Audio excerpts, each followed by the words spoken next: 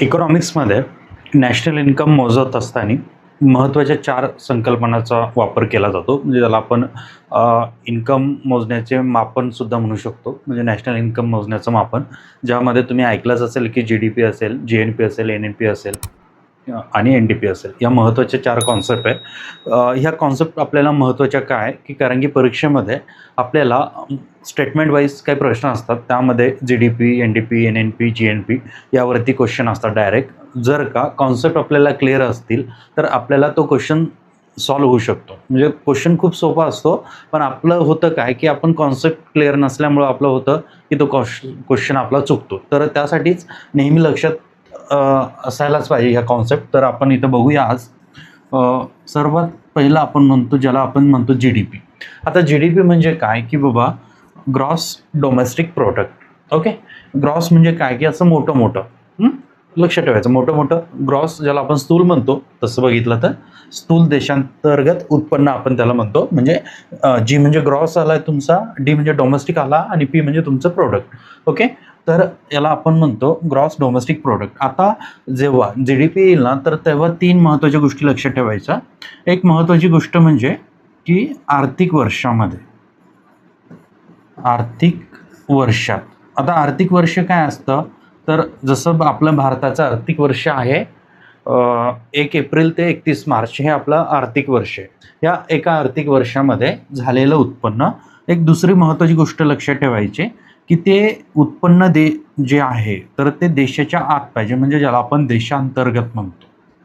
देशांतर्गत उत्पन्न पाहिजे, म्हणजे सीमेच्या आतमध्ये. ओके, म्हणूनच इथं डोमेस्टिक शब्द आहे. त्यासोबत तिसरी महत्त्वाची गोष्ट इथं लक्षात ठेवायची, की ते अंतिम पाहिजे. कसं पाहिजे, तर ते अंतिम उत्पन्न पाहिजे. वस्तू आणि सेवांचं ते काय पाहिजे, अंतिम उत्पन्न पाहिजे. या महत्त्वाच्या 3 गोष्टी लक्षात ठेवायच्या. पहिली महत्त्वाची गोष्ट, की बाबा ते एका आर्थिक वर्षामध्ये झालेलं उत्पन्न पाहिजे. दुसरी महत्त्वाची गोष्ट, ते देशांतर्गत उत्पन्न पाहिजे. तिसरी महत्त्वाची गोष्ट, ते अंतिम उत्पन्न पाहिजे. म्हणजे जी काही वस्तू असेल, जी काही सेवा असेल, तर त्याचं उत्पन्न ते अंतिम पाहिजे. अंतिम म्हणजे बाबा एखादं समजा गहू आहे, हा गहू आहे, गव्हाची किंमत आहे समजा 20 रुपये. त्याचं पीठ जे आहे तर त्याला लागले 5 रुपये. त्याचं जे आहे अजून काय म्हणतो आपण, समजा त्याच्यापासून काहीतरी ब्रेड बनवला 10 रुपये लागले. ओके, आता टोटल किती झालेलं आहे, 20, 5, 25 आणि 10, 35. ओके, तर हे फायनल पकडायचं. म्हणजे त्याच्यामध्ये गहू, पीठ, ब्रेड नाही पकडायचा. फायनल जे काही ब्रेड तयार होण्यापर्यंत जो काही खर्च लागला किंवा जे काही किंमत बनली ती म्हणजे 35 रुपये. तर ती 35 म्हणजे अंतिम उत्पन्न. त्याला आपण अशा पद्धतीने नाही पकडायचं, की बाबा गहू 20 रुपये असं नाही, तर ते फायनल पकडायचं. म्हणजे हा जो काही फायनल आकडा तुम्हाला दिसतोय, तर तो फायनल आकडा पकडायचा असतो, ज्याला म्हणतो आपण अंतिम उत्पन्न. म्हणजे GDP कळालं, एका आर्थिक वर्षात देशांतर्गत उत्पन्न, आणि ते उत्पन्न कसं पाहिजे, अंतिम पाहिजे, म्हणजे देशाच्या आतमध्ये पाहिजे. ओके, इथपर्यंत क्लिअर आहे. आपण याला GDP म्हणतो. जेव्हा आपण GNP वरती येतो, आता GNP मध्ये काय होतं, ग्रॉस नॅशनल प्रोडक्ट. इथं फक्त काय झालं, इथं D होता, इथं N आला, म्हणजे Dच्या जागी रिफ्लेक्ट झाला N. तर याला आपण म्हणायचं काय, तर ग्रॉस नॅशनल प्रोडक्ट. ओके, आता मग याच्यामध्ये नॅशनल जो शब्द आहे, ओके, नॅशनल शब्द म्हणजे देशाच्या नागरिकांनी कमवलेलं उत्पन्न.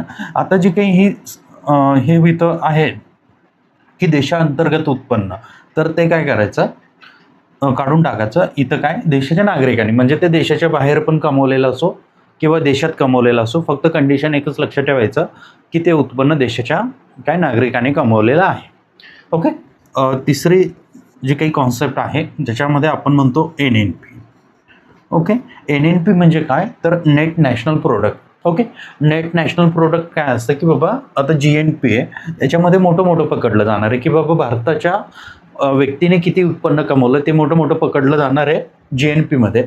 पण NNP मध्ये होतं काय, की समजा इंडियाचा एक व्यक्ती आहे, हो, इंडियाचा काय एक व्यक्ती आहे, ह्या व्यक्तीने अमेरिकेमध्ये 10 रुपये कमवले आणि एक अमेरिकेचा एक व्यक्ती आहे त्यांनी भारतामध्ये 5 रुपये कमवले.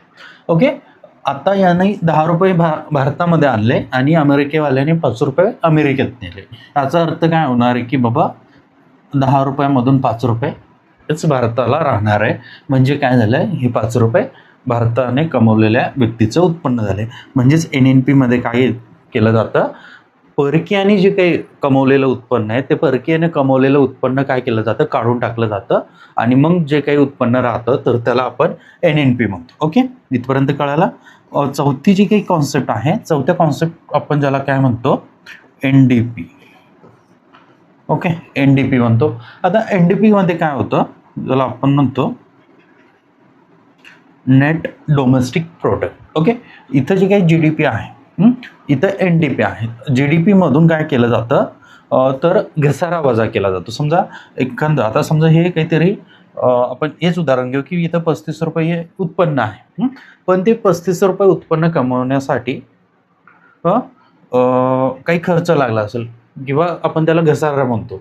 ओके, 35 भेटले पण ते 35 पूर्ण नाही आले तर त्याच्यामधून ट्रान्सपोर्टेशनला वगैरे काही गेले, तर जेव्हा आपण घसारा काढून टाकतो तेव्हा आपण काय काढतो, तिथं NDP काढतो. म्हणजे सिंपल काय, इथं ग्रॉस पकडलेलं आहे पण याच्यामधून काय केलं जाणार आहे, घसारा काढून टाकला जाणार आहे. ओके, मग काय राहणार आहे ते नेट डोमेस्टिक प्रोडक्ट म्हणजेच NDP. ओके, इथपर्यंत कळाल्या ह्या 4 महत्त्वाचे कॉन्सेप्ट. आता परीक्षेमध्ये मग प्रश्न कसे असतात की बाबा GDP मध्ये जे उत्पन्न असतं ते NDP पेक्षा काय असतं, जास्त असतं. ओके, हे एक स्टेटमेंट झालं. किंवा मग NDP मध्ये जे उत्पन्न येतं तर ते GDP पेक्षा कमी असतं. ओके, किंवा काही स्टेटमेंट असं असतात की GDP मध्ये घसारा पकडला जातो आणि NDP मध्ये घसारा पकडला जात नाही. ओके, तर हे स्टेटमेंट काय, तर ते बरोबर आहे. त्यासोबत पण इकडं आपण GNP बघायला जर गेलो की ग्रॉस नॅशनल प्रोडक्ट, बाबा याच्यामध्ये परकीयाने जे काही कमवलेलं उत्पन्न आहे, हे कमवलेलं उत्पन्न काय आहे तर ते याच्यामधून मायनस नाही केलेलं, ते NNP मधनं मायनस केलेलं. तर अशा पद्धतीचे स्टेटमेंट वाईज काही क्वेश्चन असतात. तर त्यामुळं ह्या महत्त्वाच्या 4 ज्या काही कॉन्सेप्ट आहेत नॅशनल इन्कमच्या बाबतीमध्ये, तर त्या आपण इथं व्यवस्थित बघितल्या.